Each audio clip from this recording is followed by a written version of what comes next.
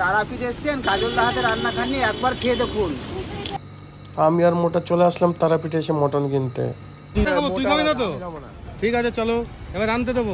বাপি চলে এসছে তারাপীঠে সে বিখ্যাত কাজলদার হোটেলে।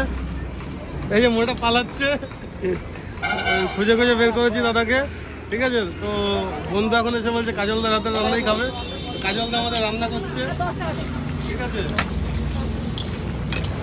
দুই হাতে দুটো, দেখেছো? সকাল সকাল দাদা সেই ডিমান্ড, মানে লোকের ভালোবাসা এখানে অফুরন্ত। দূর থেকে যারা দেখে বিশ্বাস করতে পারছে তারা কাছে এসে একবার দেখতে পারো। তো আমার এটা ফার্স্ট টাইম ট্রাই।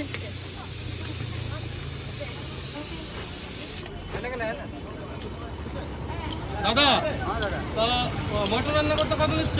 150 টাকা কিলো। 150 টাকা কিলো। আচ্ছা, সাথে তোমার ভালোবাসা ফ্রি? অবশ্যই অবশ্যই। তাই না? জয় মাতারা। এই এত জয় মাতারা, এই এত মানুষ ভালোবাসছে তোমাকে। আমরা রানাঘাট থেকে চলে এসেছি, এত দোকান ছেড়ে খুঁজে খুঁজে তোমার কাছে চলে এসেছি। হ্যাঁ দাদা, তো কি বলবে যারা আসবে তাদেরকে? আপনারা মায়ের কাছে আসুন, ভালো থাকুন, সুস্থ থাকুন। হ্যাঁ, এটাই কামনা করি, সবাই ভালো থাকুন। আসুন আমার মায়ের কাছে। তোমার ডায়লগটা একটু বলে দাও। তারাপীঠে এসে তারাপীঠ এসছেন, কাজলদা হাতে রান্না খাননি, একবার খেয়ে দেখুন।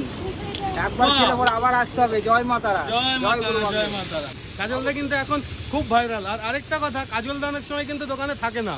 এটা হচ্ছে বৌদি। বৌদি তো আচ্ছা, তো আমি না এসে দেখতে পাইনি প্রথমে কাজলদাকে। তো কাজলদাকে না দেখতে পেয়ে চলে যাচ্ছিলাম, কিন্তু এই যে দোকান দেখে নিন, দাদা বৌদির রান্নাঘর, এটাই কিন্তু কাজলদার দোকান।